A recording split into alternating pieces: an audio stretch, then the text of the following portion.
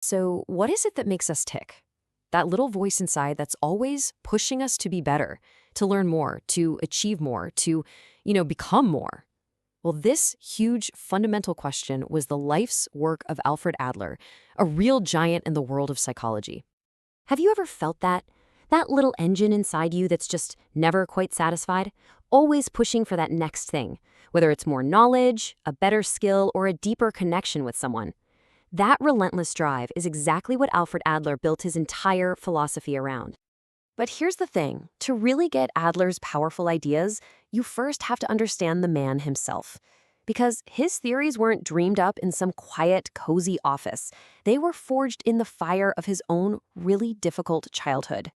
Yeah, Adler's whole life was about overcoming obstacles. He was born frail, sickly, and a close brush with death as a kid lit this fire in him to understand human striving. This perspective eventually led him to break away from his very famous mentor, Sigmund Freud. And later, serving as a doctor in World War I, he saw societies crumble, which just cemented his core belief: our greatest strength isn't in ourselves, but in our community. And that personal experience, that feeling of starting out weak and having to fight for it, that became the absolute cornerstone of his entire theory.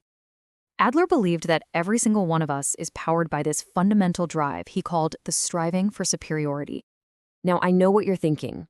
Superiority sounds a little aggressive, right? But Adler didn't mean superiority over other people, not at all. He meant striving to overcome our own personal feelings of being less than, our own insecurities.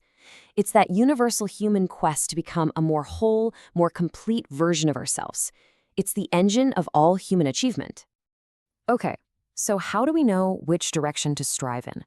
Adler said we're guided by what he called a fictional finalism. It's this personal, often unconscious image we have of our ideal self. You can really think of it as your own personal North Star, just constantly pulling you forward toward who you want to be. But, and this is a huge but, Adler said this striving can take us down two very different roads. One path is constructive and healthy.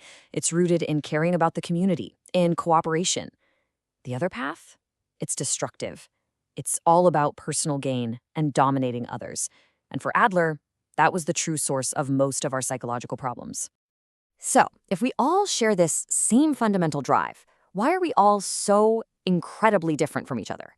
Well, Adler's answer to that is his next huge idea: the style of life. Just think of your style of life as your personal blueprint for reaching that North Star we talked about. It's your own unique strategy for getting through the world. A pattern that starts to form really early in childhood as you figure out how to deal with those first feelings of weakness or inferiority. And this leads to what might be Adler's most empowering idea of all, the creative self. He was absolutely insistent that we are not just passive victims of our genes or our upbringing. No way. We are the active artists of our own lives, taking our experiences and shaping them to build our personalities. We have agency. We're in the driver's seat. Adler believed our unique style of life really reveals itself in how we answer three big questions that every single person has to face. How are we going to contribute through our work? How are we going to build intimacy through love? And how are we going to find a sense of belonging in our community? Our answers to those questions really define the path we're on. And based on how people tend to answer those big life questions, Adler saw four general patterns emerge. Three of them, styles built on controlling people, being totally dependent on them, or just avoiding them altogether, he saw as unhealthy. For Adler, the only truly healthy path was that fourth one, the socially useful life. So where do these life strategies even come from? Well, Adler pointed to one influence that is famously relatable and, let's be honest, a little controversial: your birth order. So think about it for a second. Are you the responsible oldest, the peacemaking middle child, or maybe the free-spirited baby of the family? See, Adler's theory is that our spot in the family sets up this unique little psychological drama. The firstborn is like the dethroned king or queen who then often becomes a rule follower. The middle child is always in a race, which can make them competitive but also a great team player. And the lastborn, often pampered, can be super motivated to find their own totally unique path. Does any of that ring a bell? And look, while these descriptions can feel uncannily accurate sometimes, it's really important to put them in perspective. Modern psychology, rightfully so, points out that this theory can't possibly account for everything, things like money, culture, or the huge influence of our friends and teachers. It's a fascinating way to look at things, for sure, but it is definitely not destiny. So if the goal is to live a socially useful and healthy life, what does that actually look like? If we're all striving for something, what should we be striving for? For Adler, the answer was both incredibly simple and incredibly profound. The key, he said, is something he called social interest.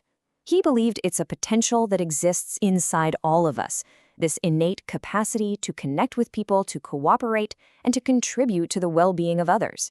It's all about channeling our personal drive into something way bigger than just ourselves. Remember his experience in World War I? He saw with his own eyes that a society focused only on dominance and self-interest literally falls apart. So for Adler, the ultimate measure of a person's psychological health wasn't how much money they had or their status, it was how much they contributed to the people around them. In the end, Adler's message is one of incredible optimism, but also profound responsibility. He's telling us that our past doesn't have to define our future, and that our weaknesses can actually become our greatest strengths. We are the artists of our own lives. So the only real question left is, what will you create?